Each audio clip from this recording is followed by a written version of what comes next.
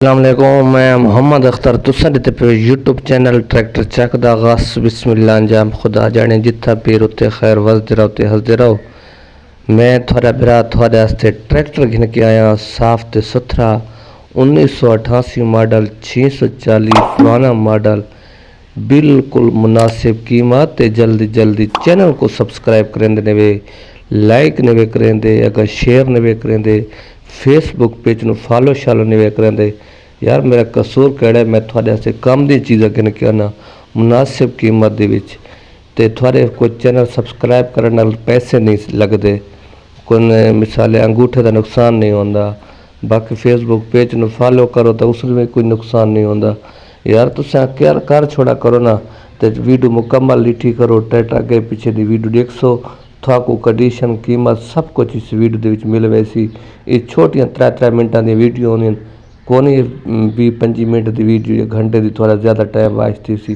तुसा इंशाल्लाह छोटी वीडियो डिठी करो, वड्डियां वीडियो आखो तो वड्डियां वीडियो थाकू बड़ा के 3-3 4-4 ट्रैक्टर की देसो तो सारे को हर किस्म का फीएट 640 फार सेल होंगे मुनासिब कीमत पूरे पाकिस्तान दे विच। सारा चैलेंज है कि सब तो तरीन ट्रैक्टर सस्ते साढ़े को मिलते हैं तो सब तो सस्ते फीएट 640 साढ़े को मिलते हैं, गाजी भी मिलते हैं, बाकी होर किस्म मैसेज भी मिल रहे हैं। बाकी ट्रैक्टर तुसा देख के कंडीशन देख दिए ट्रैक्टर की मुकम्मल वीडियो देखो। बाकी जी थोड़ा मैं लोकेशन सारी ना ट्रैक्टर की कीमत सारी ना तो इस ट्रैक्टर की डिमांड जी मालिक करें पे वो थोक दसन वाला।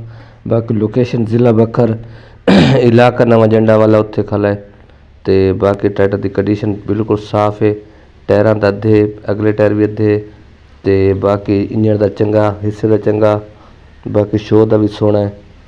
बाकी ट्रैक्टर दे हांडा टॉप इंजन गेयर अपना अच्छी कंडीशन दे विच कीमत थोक सारी ना थोक समझ आवे तो तुसा आ सकदे इस ट्रैक्टर वास्ते। तो बाकी ट्रैक्टर थोड़े कि नंबर थोक दे सा नंबर पर रब्ता कर सो आवे सो ट्रैक्टर की कंडीशन मुकम्मल लुक थोक नज़र आती पई है।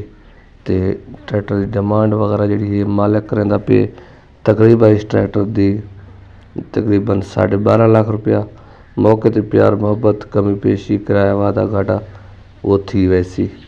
ट्रैक्टर तो देखते सेल्फ स्टार्ट है, इंजन गियर से ठीक है, नंबर पंजाब के स्मार्ट कार्ड बड़ो है, पुरानी कापी भी नाल है स्मार्ट कार्ड तो वो भी थोड़े नाल लोही मिल वैसे। तो बाकी ट्रैक्टर तो देखते अच्छी कंडीशन के नंबर देता पे इस नंबर पर तुसा रब्ता करे सो नंबर देता पे इस नंबर पर रब्ता करके तो आवे सो। अल्लाह हाफिज़।